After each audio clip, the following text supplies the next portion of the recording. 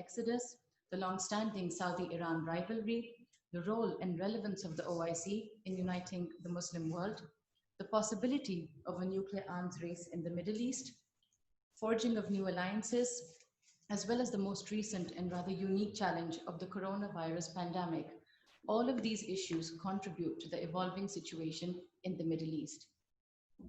Fault lines within the Middle East are several and remain constantly evolving, which makes it an ideal region for inquiry, research, and debate. While issues revolving around growing economic disparity, displaced populations, land disputes, sectarian conflicts, and ethnic rivalries warrant serious pondering and discussion, by far the issue of Palestine and the plight of the Palestinians stands out as an example of occupation and apathy. The Israeli-Palestinian conflict, dating back 7 decades, has often been used as a litmus test of unity among the Arab and non-Arab Muslim states of the region and beyond. Thus, it came as a blow to most countries within the Muslim world when the UAE and Israel signed a peace agreement last month, formalizing their bilateral relationship. However, at the same time, this development has also garnered a divided reaction from within the Arab world, with some states considering to follow the UAE in officially recognizing Israel, while others have rebuffed the move as a betrayal of the Palestinian cause.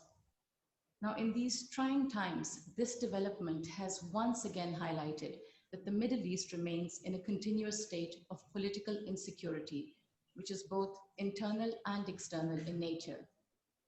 This particular move in the backdrop of the overall regional situation raises a number of important questions, such as, will the Arab states continue to seek the security umbrella of global players, particularly the United States?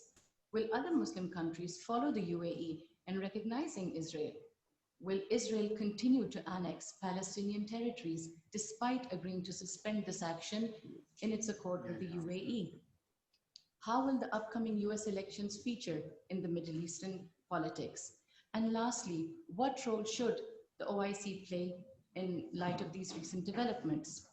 Now, to discuss these developments at length, we have put together a distinguished panel of speakers to whom I'm extremely grateful for taking out the time.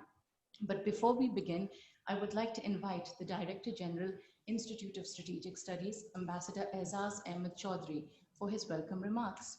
Now, Ambassador Chaudhry needs no introduction. He is a renowned diplomat with over 37 years of experience, and he has also served as the former Foreign Secretary of Pakistan, as well as Pakistan's ambassador to the United States. Ambassador Chaudhry, you have the floor. Thank you, Amina, and a very warm welcome to all participants to the Center for Middle East and Africa of ISSI and Institute of Peace and Conflict Studies of the University of Peshawar. I want to congratulate these two center and the institute for holding this joint webinar on a topic which is of critical importance given the recent developments. The Center for Middle East and Africa has achieved many a milestone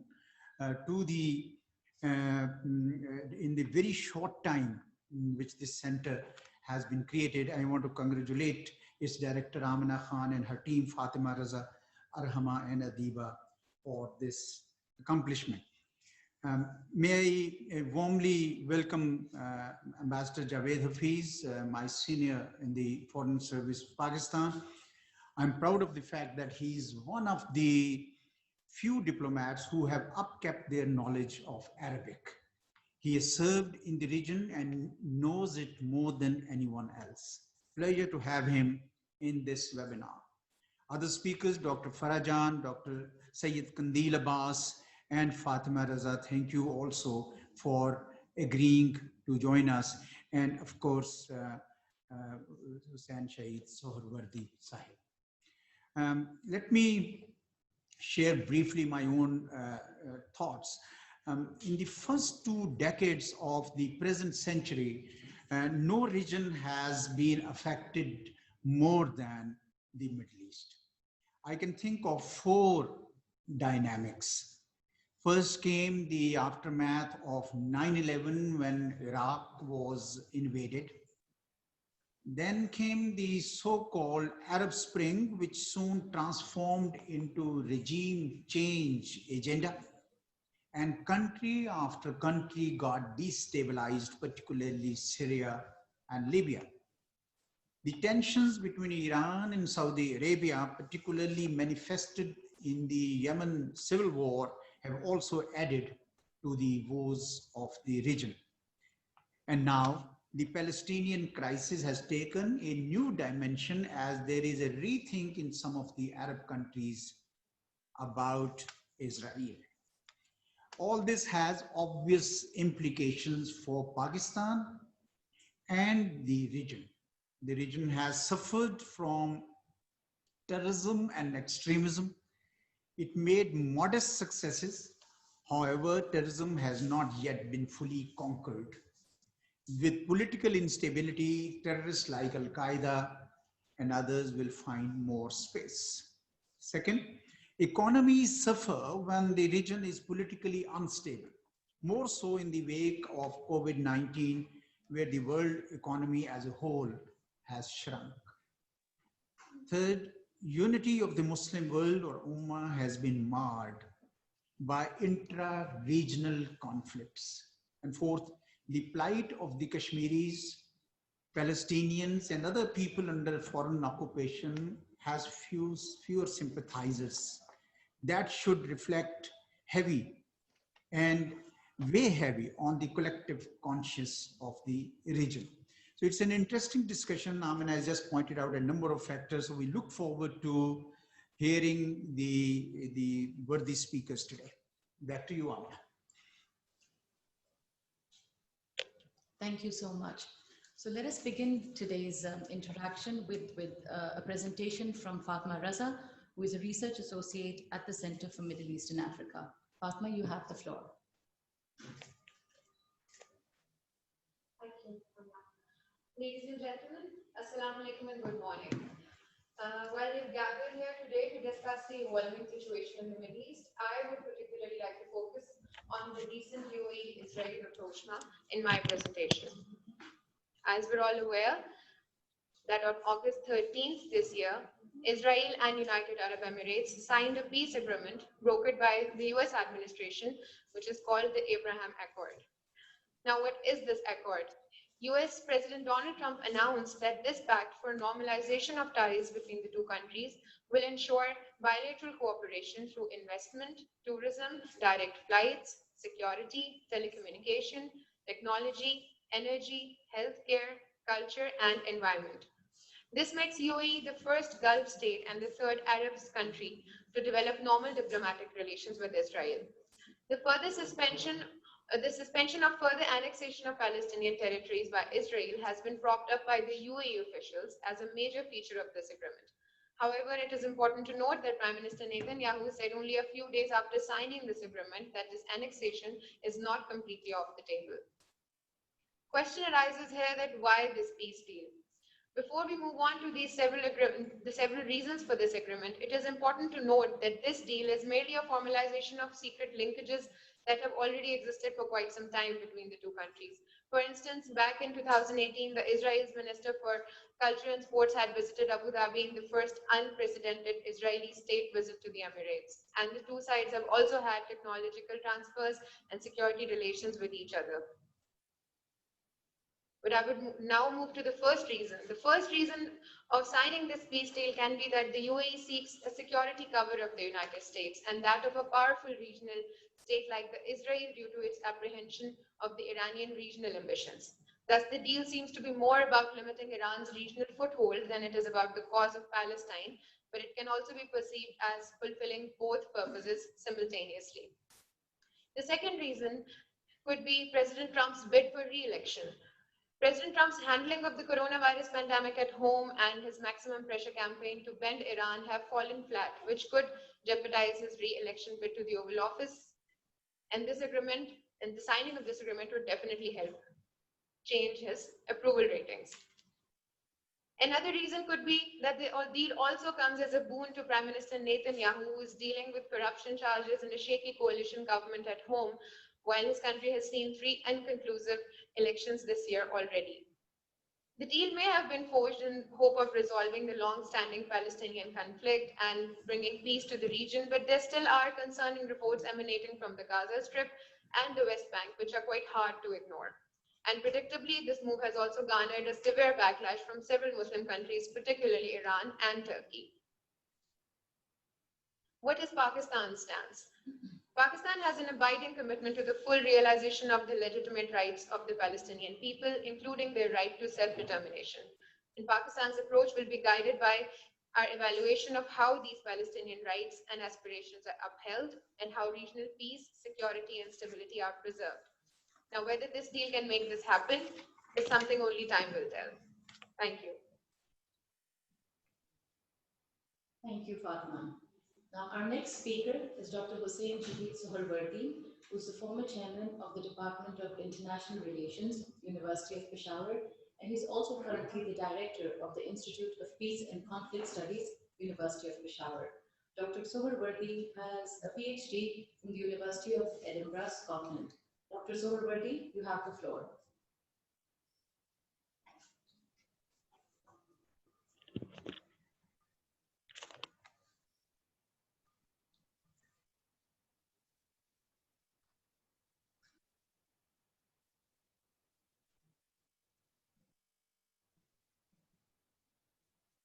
He's on site. Yeah. Thank you so much for unmuting me. Thank you so much for giving me the opportunity to express my thoughts about this subject. When we were deciding for holding this conference, this webinar, me and Amna, we were continuously pondering upon the subject, especially just after the UAE-Israel agreement, whether rest of the Muslim world will follow the suit. However, things completely changed, especially when Pakistan took a very firm stand. And many countries who probably were in the queue, probably they were in the line to join the club, they hesitated. I had a chat with one of my friends. I met him in US, who was in those days member of the Knesset. I asked him if what is the reaction of the people in Tel Aviv regarding this UAE-Israel agreement. He said that we are very jubilant. People are very happy. They are excited, and they think that this is a kind of dent that they have made in the Muslim world by having a very important country on their side. Needless to say, he's mentioned that we are still looking forward towards those countries who are very important. My conversation with him had a very important and significant conclusion that I would like to share with you. I was quite worried about Pakistan not giving a bold statement for to be or not to be in those days.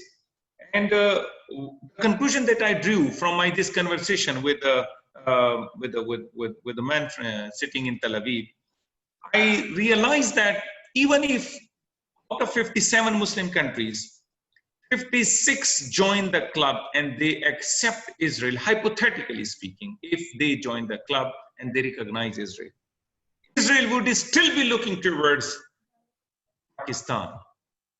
Because Pakistan's position in Israel's policy parameters is very significant. It's we always start Pakistan's definition from the perspective of Pakistan being a nuclear weapon state. It is one of the strengths of Pakistan, but not the strength. There are many other things that Pakistan can and is recognized in terms of the process. I believe I was absolutely wrong, because I thought that if Pakistan is behind the line, of course, it will not be able to catch the opportunity. But then I realized that even if Pakistan is not accepting, Pakistan still would remain, Tel Aviv would still look at Islamabad, whether it has come or not, that is what is important for them, being even a non-Arab state, non-neighboring state. Ladies and gentlemen, there is I am going to speak now 3 more points in this regard. One is UAE at the moment has economic ties. They have developed economic ties, and they are moving quite faster towards Israel. However, this moving very fast towards Israel is a kind of appeasement policy that we can equate with what had happened in 1939 regarding a great powers appeasement policy towards Hitler. That was the time when they thought that, well, if we grant this situation to Hitler, probably he would not ask for more. Same is the case that is taking place here. We are looking at Palestinian issue from economic perspective, whereas it is more of ideological factor. It is more of a human rights situation. It is more of a situation in which we need to support people for their motherland. It is something that is going to crash international order, international law. So looking at everything from economics perspective would definitely lash back. And that is the point where I am, in fact, combining and clubbing Kashmir with Palestine. Same thing is happening there as well, because the reason is that Kashmir is also taken from that perspective. It is just blackened out from the international scene. Why? Because people are concerned with their economic ties with in India, and they want to make it an economic power so that it may give a tough time to its neighboring country, China. Support to India would be, in fact, in other words, a damage to China, which the West doesn't want. So is the case with UAE's approach towards Tel Aviv. If they are having economic ties with them, of course, they are damaging international law. They are violating all those human rights instruments which have been very badly tarnished in case of people of Palestine and the state of Palestine. My second support point is the third point is very important, and the reason is that whenever there is an agreement between the two, agreement takes place between the two equals, not between the two unequals. If there is an agreement between the two unequals, the weaker would bear the brunt. And the very important another thing is that stronger always says that we cannot trust the weaker party, because they anytime at any point decline with what the agreement that has taken place between them. So is the case between Israelis and Palestinians. The need of the time is this weaker state, which is Palestine, weaker party, that is Palestinians. I think if all the Muslim world comes behind them and lifts it up and makes it at par with Israel, that would be the time when we would mean establishment of two states, which is Israel and Palestine. As long as Palestinians are weak and Israelis is strong in this case, there would not be any agreement between the two. We would not even talk about a two-state solution. The situation at the moment is that any country that is support, first of all, we are just giving verbal support, we just diplomatic support, very sublime, subtle support to the Palestinians. We are not aggressive, we are not active in supporting Palestinians. Once we really mean it, we can establish an envoy of the Muslim world from the OIC front, who would be concerned with Palestinians issue and would be meeting with our counterparts, which means Israelis. This contact is important. Contact from 57 countries for the cause of Palestine is very important. And it's a give and take situation. I mean, it's not like something we are accepting in charity, for example, Palestinian state. No, 57 countries are recognizing Israel. That would be a handsome, amazing cash that Israelis will be having, which means economic support for them from 57 countries, which means political, diplomatic, all kind of isolations that at the moment, if Israelis experience, they would be out of it. So the moment this takes place, which means some kind of an envoy is appointed from OIC's fora, and all of us get together, we say that we are supporting Palestinians, and both parties get equal to each other. Of course, it would be led by Palestinians, but there would be someone. The point that I'm trying to make here is that we need to give an impression to the Israelis that all Muslim world is behind Palestine. An impression that Israelis don't have. They don't think that this has been the case. Clandestinely, they are having very many activities in the neighborhood, and behind the scenes, they are having ties with many Muslim countries, most of which are Arab countries. Excuse me. My last point: role of Pakistan in this regard. Pakistan is a very important country. Pakistan is considered as one of the leaders of the Muslim world. I believe that this is the moment Prime Minister of Pakistan gave very blunt, clear statement that no recognition to Israel without two-state solution of the problem, which means Palestine and Israel, two-state solution. That has given a robust support to many countries in the Muslim world. It has discouraged many countries, as I said in the beginning, who were about to say something very positive regarding recognition of Israel. So in the circumstances, Pakistan is, as I said, important country. Pakistan can lobby in OIC. Pakistan can have all those countries which are very actively supporting, of course, which means Iran is there. Saudi Arabia has given a very clear-cut statement. There are certain other countries who are very active in support of the issue of Palestine. Lebanon, I cannot forget Lebanon, a very important country is there that is also supporting the cause of Palestinians. So in the circumstances, all these countries, if they get together, and Pakistan can take the lead to rejuvenate the issue and get all the Muslim world on the same page at OIC forum, I believe that would be a very high time that Pakistan will take a very concrete step in the establishment of the state of Palestine. I must say once again that yes, we say that two-state solution. Without two-state solution, there is no solution to the problem of this very important Middle Eastern issue. But we need to support Palestinian issue. The way we are supporting Palestinian issue, in fact, is making it very weak and encouraging Israel to go for more and more settlements. As earlier speaker stated that despite this agreement between UAE and Israel, Prime Minister of Israel, Netanyahu, stated that, well, it is not off the shelf, it is not off the table, this establishment of more settlements and occupation of West Bank. With this, ladies and gentlemen, I stop my speech. Thank you very much. Over to you, Amna. Thank you so much, Dr. Suharwardi. So our next speaker is Dr. Farah Jan from the University of Pennsylvania. She received her PhD from Rutgers University in political science, and her research focuses on interstate rivalries and alliances, nuclear proliferation, and the security politics of South Asia and the Middle East.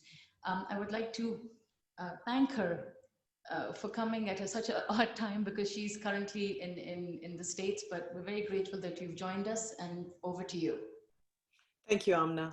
Thank you for inviting me to this panel, and thank you. I'm very much looking forward to being a part of this. So do forgive me if I'm a little bit off in my talk this morning. It is around 3 a.m. here, and I have taught 2 classes before this, as this was the first day of the semester. So I will start my remarks this morning, and I'll keep them slightly brief. My remarks this morning are going to first address the Pak-Saudi relationship, where I'll briefly discuss and focus on the economic factors of this alliance. I argue that it was the economic factors that gave birth to this alliance, and In a way, the same factors might result in straining this relationship in the future, as we see. I will then address the shifting alliances in the Middle East that are taking place, and I believe these new alliance structures are concerning, particularly with what is going on in the case of Turkey and Greece in the Mediterranean today. I also argue that these shift in alliances will have implications for Pakistan and the region at large. So focusing on Pak-Saudi ties, Pakistan-Saudi ties have been described by Prince Turki bin Faisal, who's the former Saudi intelligence chief, as well as the ambassador to the United States and a close friend of Pakistan. He noted that the alliance between the two countries is probably one of the closest relationships in the world between any two countries without a formal official treaty, which is, true to a certain extent. Now, slightly separating from that statement, I argue that the relationship between the two countries is structured on three key pillars. Number one, religion. Number two, the economic aspect of it. Number three, the defense and military ties. However, I've argued in my book that religious homogeneity factor on its own is not sufficient in explaining the persistence and endurance of this relationship. I believe the economic and security aspects have always been critical for this alliance. Now, the goal for this talk this morning is to focus on the economic aspect. So if we look at the history of this relationship, it was the migrant labor force or the migrant labor needs of Saudi Arabia that initiated this alliance. And it was the kingdom's defense and security requirements that further cemented this partnership over the last few decades. Thus, based on this account, the alliance is, what I argue, transactional in nature, and will remain that at least for the foreseeable future. Now, as we can tell, the data that was released recently by the State Bank of Pakistan, it indicated that the inflow of remittances from overseas workers has remained high despite the ongoing COVID-19 crisis. Pakistan received about $5.4 billion in remittances from Saudi Arabia, about $4.7 billion in remittances from the UAE. Keeping these figures in mind, that leads these two states to be quite crucial for Pakistan, despite of whatever is happening in the region. However, we also have to keep in mind with the shifts that are taking place in the Middle Eastern economies, specifically with regards to the downward trend that we see with COVID-19 affecting these economies, along with the global oil crisis. Now, the workers in the Gulf countries, particularly in Saudi Arabia, are under the risk of losing their jobs. So the question that I want to raise and want everyone to consider is to how will this affect the alliance if Pak labor is no longer required in Saudi Arabia? Would we persist, or would the alliance endure the same way? Would the strength of the relationship remain the same? Furthermore, we've also seen since 2017, the kingdom has been going through major social, economic, and political transformations. Crown Prince Mohammed bin Salman implemented major social reforms in 2017, including lifting the ban on women drivers, opening public entertainment centers, and these domestic social changes are coupled with economic reforms and shifts from an oil-based economy to a production and manufacturing-based sector. Now, the aim behind these measures is simply to reduce unemployment in the kingdom, and the focus again is more on Saudi labor than foreign labor. So if trends like this continue, the need for Pakistani labor is going to diminish. And my question again is to consider how will this affect the alliance between the two states? I believe that will have implications for Pakistan in the long run. Now, shifting to the second aspect of my remarks this morning is more in line with the in recent years, we are seeing traditional alliances that we've seen during the Cold War and even post-Cold War. Traditional alliances shift away from Saudi Arabia based on ideological and political differences, and Qatar is the best example of that. And the trend is more, and besides that, we've also seen Turkey and Iran, both have been quick to grabbing Saudi allies and regional interests of Saudi Arabia. Now, what we see, the Muslim world today divided into, or transform into a multipolar Muslim world. Now, the factors responsible for this multipolar Muslim world lies mainly in the resurgence of Turkey as a stronger power. Ankara is now a significant power player with the ambition of taking over pre-established order and is pushing for fundamental transformation of the geopolitics of the Muslim world. The question is, which side will Pakistan align with, particularly if Pakistani labor force is no longer needed and will be replaced with local labor forces in the Gulf states. What does that mean for Pakistan? Which pole would Pakistan align with? Would it remain consistent with Saudi Arabia, or would it shift its interest and align more with Turkey? And with that, I conclude my talk. Thank you. Thank you so much, Dr. Farhan.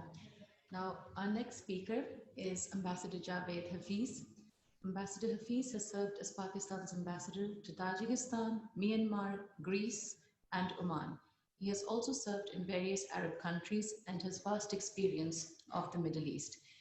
Ambassador Hafiz is having an issue with his Zoom, so we're going to have him on audio.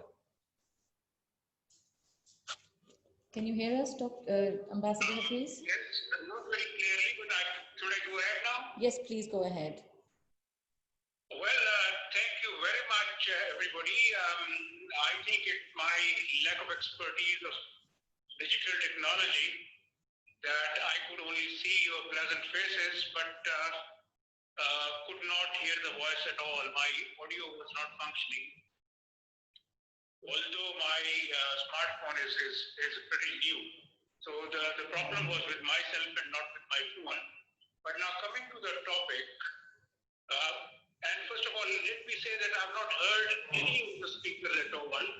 So if I repeat something which has already been said, please do excuse me.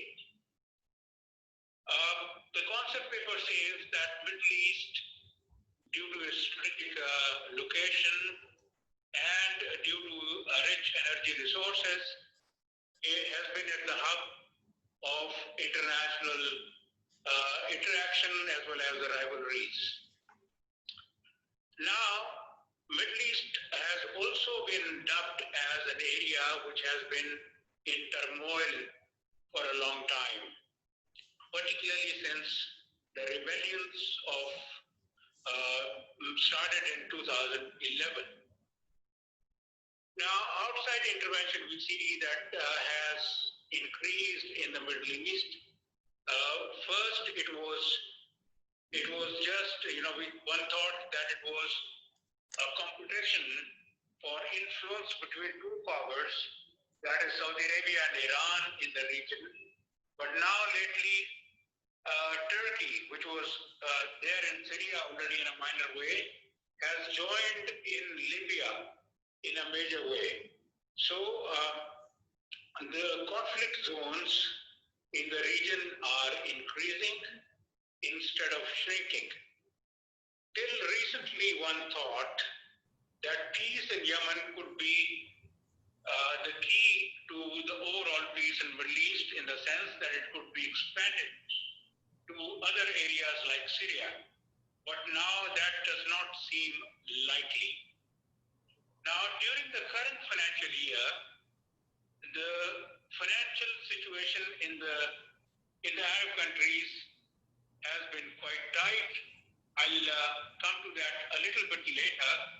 But first of all, let me say that according to Rami Khouri, a respected analyst, he says that the poverty in the region may actually be the 4 times what was assumed earlier. One figure says that in the year 2011, when the rebellions started in the context of Arab Spring, the percentage of absolutely poor in the region was 2.7. and it increased to 5% in 2015. That is, in a span of 4 to 5 years, the number of absolute poor in the Middle East almost doubled. That was a toll that the wars had taken.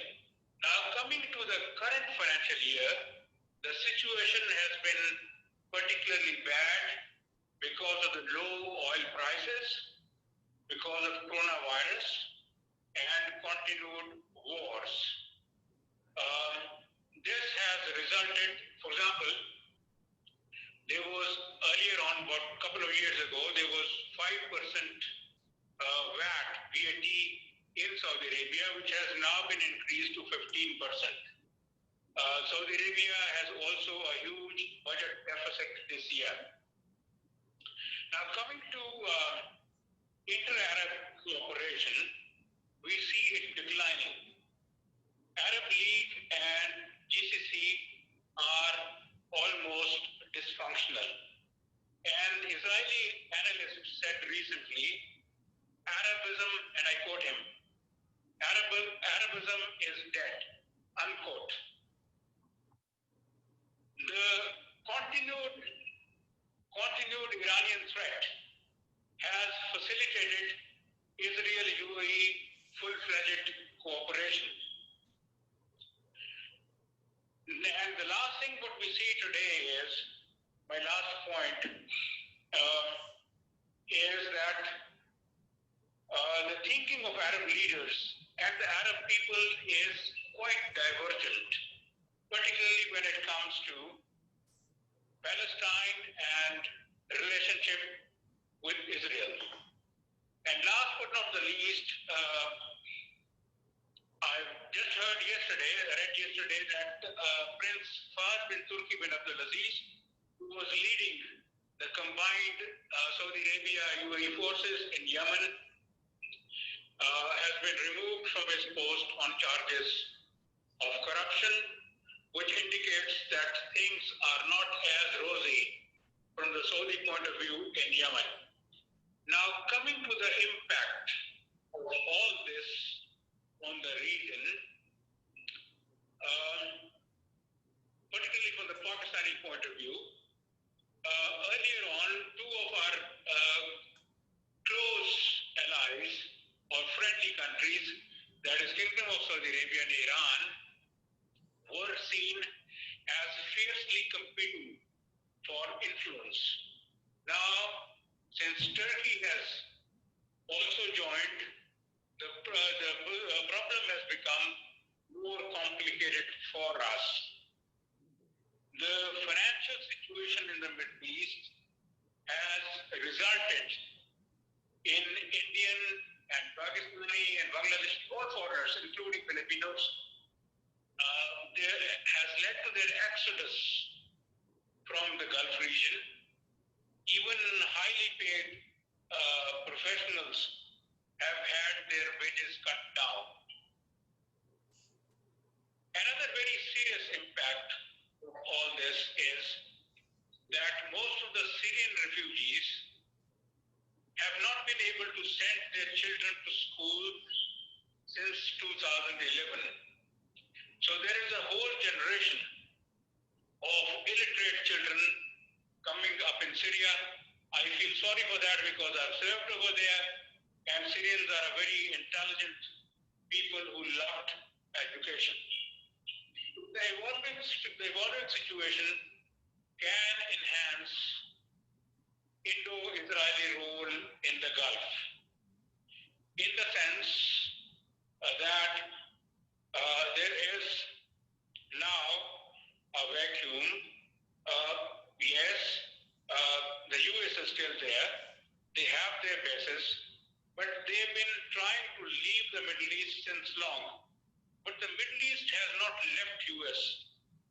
Something or the other happens at the last moment and they have had to stay. But as and when the US decreases or decides to shrink its presence in the Middle East, the vacuum created can be taken by India and Israel in the Middle East from the security point of view. And even the United States may like to be, as somebody said, its proxy in the Gulf region, or the policeman of the Gulf region. Then we must also acknowledge, and of course know, that there's a youth birth in the region. Overall in the Middle East, more than 50% population is under 30. In the Gulf region, about 70% of the people are under 30. And their divergent views, the poverty has increased. This may result in the alienation of the population and may lead the youth towards extremism.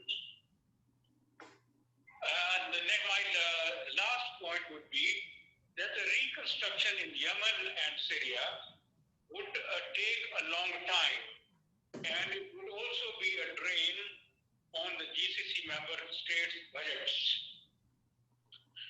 A recovery may start, the economic recovery compared to this year may start next year, but I do not see the pre-2010 prosperity coming anytime back soon. Thank you very much. Thank you so much, Ambassador Hafiz. Now, our next speaker is Dr. Kandil Abbas, who's an assistant professor at the School of Politics and International Relations, Quaid-e-Azam University. Dr. Abbas, you have the floor. Thank you very much,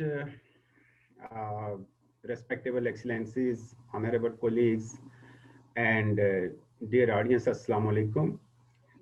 Most of the points have already been discussed. I will try to add my own point of view. In fact, present evolving situation in the Middle East can be understood in different contexts and backgrounds. First of all, Middle East is an important geographical region, especially as the birthplace of three great religions, Judaism,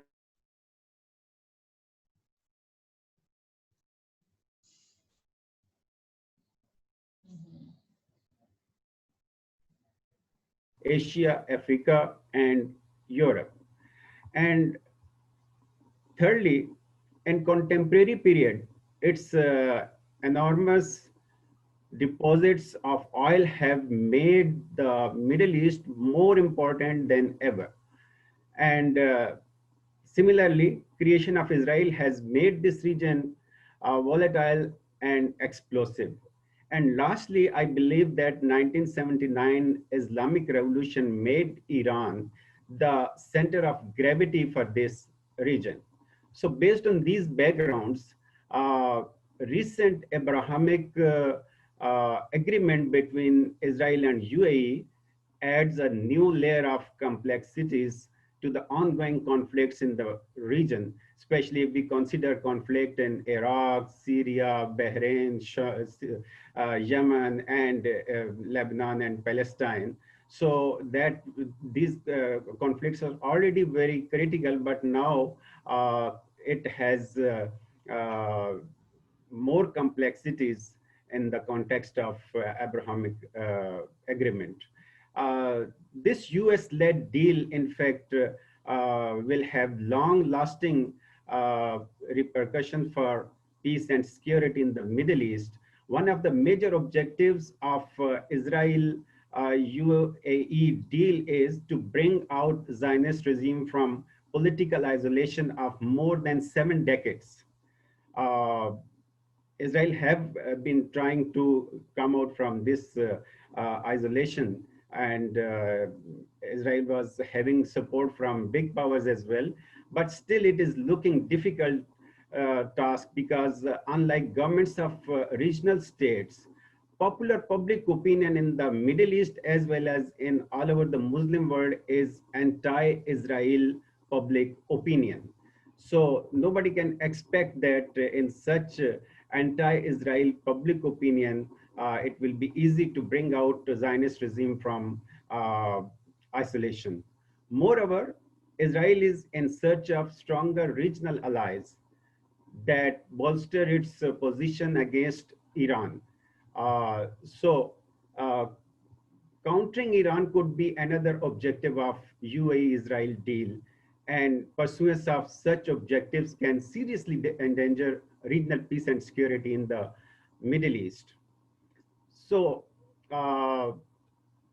especially if we consider attempts like UAE-Israel joint venture to establish spy base in Yemeni Socotra Island can instigate Iran for countermeasures. Although this deal will have direct impact on the Middle East, but indirectly it can influence other regions as well, including South Asia. Particularly if India, UAE, and Israel triangle emerges, then it can change regional dynamics of South Asia as well. And it will pose serious challenges for Pakistan and other countries of South Asia. Keeping in view Israeli presence in India, Pakistan is already facing complexities of presence of Israel in the neighborhood, especially Indian army is using Israeli military equipments, and the Israeli commandos are already present in occupied Kashmir. So Pakistan is facing already these challenges, but if another triangle is emerging in the region, so that will pose serious challenges for Pakistan's diplomacy. Lastly, I believe that although the Abrahamic agreement has been met with both praise and criticism by different countries and public opinions, but pursuance of this deal's objectives for Israel and UAE will be very critical and crucial. As we have already observed that the first Israeli flight to UAE is welcomed with suspicious blasts in Abu Dhabi and Dubai. And in one of these blasts, two American restaurants, I mean KFC and Hardee's, located on the main road leading to the Abu Dhabi airport, were attacked. And this is not a good signal for this deal, because in future that can endanger peace and security in the Middle East as well as in the region. So we have some hopes and some disappointments in the region. And ultimately, I strongly believe that this deal will more endanger regional peace and security in the Middle East. I thank you very much. Thank you so much, Dr. Abbas. I believe we have room for one or two questions. If you have any questions, you can send us in the chat box, or you can just raise your hand next to your name. Ambassador Chaudhary, would you like to add a few points? I do see some questions there, but who can read them? I can't read them from this distance. Can you read them? There's no question. All right, let me offer some of my thoughts. Well, I must say that some of the interventions were very useful, and it's not there. The situation in the Middle East is getting more complex by the day. But what I noticed from all the interventions was that while the negative notes were struck almost from all sides, there was very little on the positive side. But I want to pose one question. I don't know if I can pose it to Javed Hafiz or Soharwardi Sahab. The question, so it was mentioned that if tomorrow Saudi Arabia's oil wealth depletes, and also their economy has already shrunk, then Pakistan's alliance with them would weaken. I'm not too sure of this. I wanted to ask them to elaborate this a little bit more, because what I see is that both Saudi Arabia, UAE, and other Gulf states also are trying to envisage a situation where their dependence on oil will be replaced by a broad-based economy. And they are already moving in that direction. If that be the case, I don't see a scenario where in the medium to long term, they will go out of the equation. Is the Saudi Arabia's 2030 vision and UAE also making some strides in the same direction? Is my optimism in place, well placed or not? So maybe if you can ask Dr. Sohrawardy or Mr. Javed Hafiz to answer these questions. Dr. Sohrawardy, would you? Okay, please go ahead. Thank you so much. Ambassador, you have asked a very pertinent question, and I believe this is the high time that this kind of issues may be discussed. Yes, this is quite strange. If we say that depletion of and depleting natural resources in Arab countries are going to reduce their importance. With the rise of MBS, Mohammed bin Salman, and we have seen the way Dubai is proceeding further, UAE, as well as Muscat, Oman, all of them are in fact trying their levels best to develop a very broad-based economy. As you just mentioned, they are trying to reduce their dependency on just one natural resource, that is oil, because everybody knows that they must have very long-term policies. So for the long-term policies, their dependence on just oil will be that will lash back. So in terms of the process, if we see UAE, it has to a greater extent reduced its dependence on oil, and it has gone further and far ahead with respect to broad-based economy. However, now with that, we see that Saudi Arabia, or for that matter, these Arab countries' relationship with Pakistan will weaken.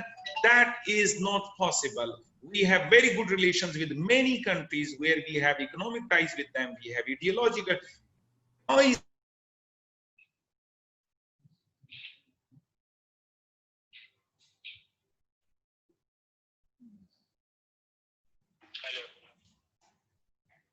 Gigi, you're on. Just hold, Curly. With respect to that,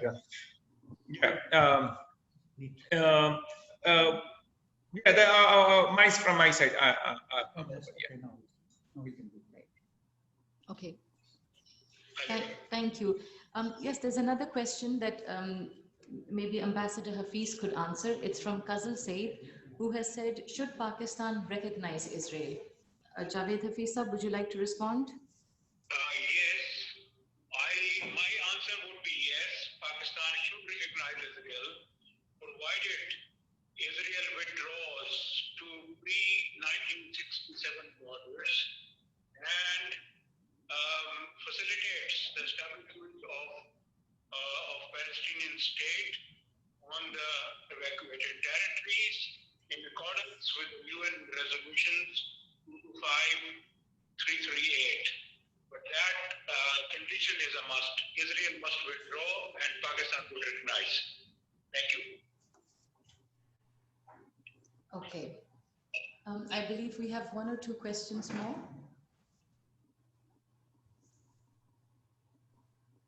Yes. Yeah, just a second, please. No, I can't hear you properly, so okay. So and you can come to me later. All right. But please write down the question and I'll answer. Okay. So this is for the panel, and anybody could answer. Maybe Dr. Farah, if you're still with us. what would be the impact of the UAE and Israel agreement on the relationship between Pakistan and the UAE, particularly in terms of economic and technological ties?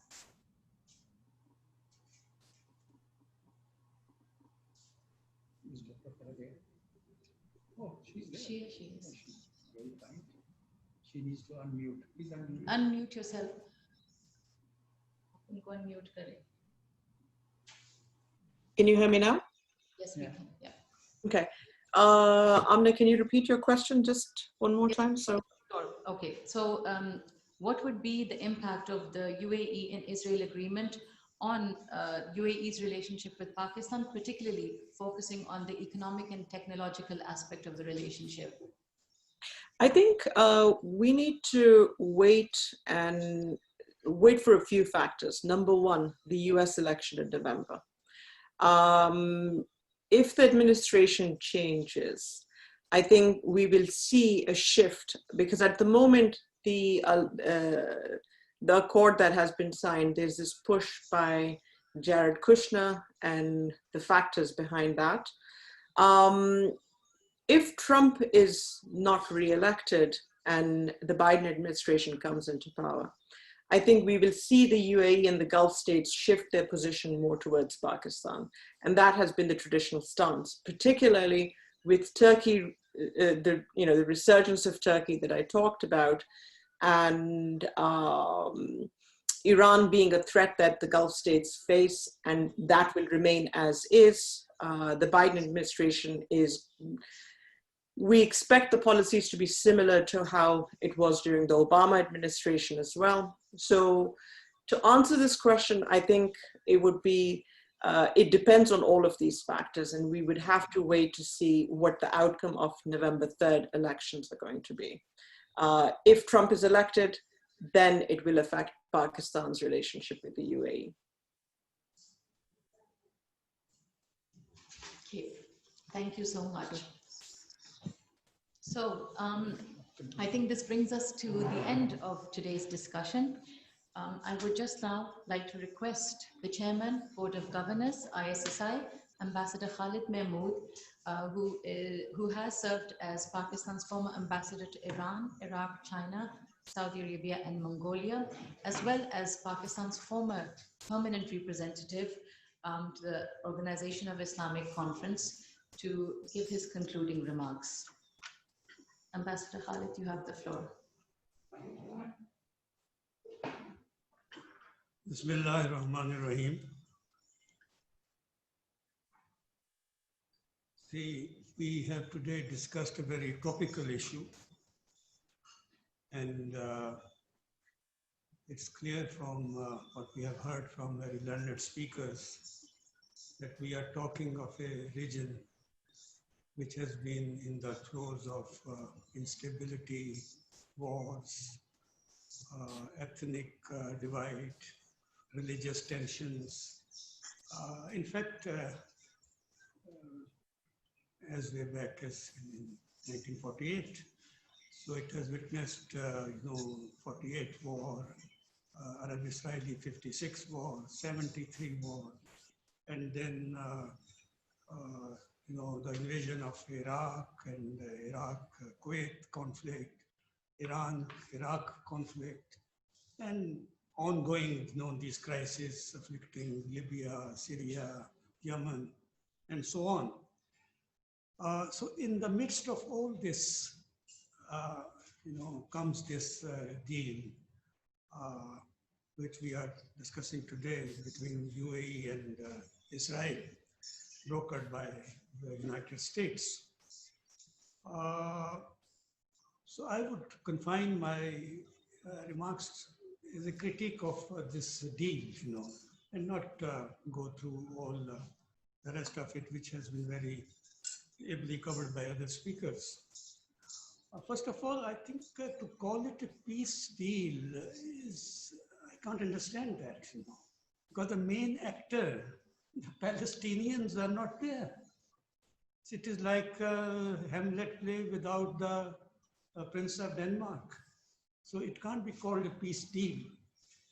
And secondly, to describe it as Abraham Accord, that is also a bit jarring to politicize, religion. But on balance sheet, from from whatever angle you look at this deal, I think the country which has gained most is Israel. That it got an ingress in the Islamic flanks of countries, and without giving up anything. I mean, not even this stopping of settlements. It has said it only temporarily suspending establishment of new settlements. And of course, Netanyahu had some domestic problems, and his deal would help him in overcoming those difficulties domestically. Trump has also gained and you see it in the prospects of incoming elections, and also the way he has handled, the COVID pandemic in United States. But there has been, according to my assessment, not much gain for UAE. Of course, there is prospects of more trade, tourism, and transfer of technology. But as I said, on the main political field, there has not been any quid pro quo coming from the Israeli side. And also, meanwhile, bombing of Gaza and continues, So what beneficial impact this deal has done? And if you go by the past experience, the similar deal by Egypt and Jordan, they also did not produce any positive results. Naturally, this has been rightly, so I think, been rejected by the Palestinians. And also, this fact is dawning about the imperfections of this deal, that other Muslim countries which were expected to follow suit, they are now being more circumspect in endorsing this deal. For Pakistan, I think the subject on its own sake has importance, the Palestinian cause. And secondly, what relevance or connection it has with the situation in Kashmir. In regard to Palestine, of course, it is a political issue, it is a religious issue, it is also a issue which involves the sanctity of the United Nations resolutions. Similar elements apply to the situation in Kashmir. So on all these grounds, I think Pakistan has rightly rejected this deal because it does not address any of those concerns. So I think the solution lies, as was rightly pointed out by Ambassador Javed Hafiz, in adherence to the settlement which has been endorsed, prescribed by the United Nations in its resolution 242 and 338, and which were then reflected also in the Arab consensus and King Abdullah's peace plan. That is to say that Israel has to withdraw to the 1967 borders. There has to be two-state solution, and then Palestinian state has to have Jerusalem as its capital. I think this, people forget to mention this Jerusalem, but that is an integral part of a final solution which would be acceptable to the Islamic world. So I think upholding the sanctity of the UN resolution, both in case of Palestine and Kashmir, is a prerequisite for a settlement which could be called peace deal or a durable solution. Another factor I think one has to look at it is this Iranian factor. I think has proved very divisive so far.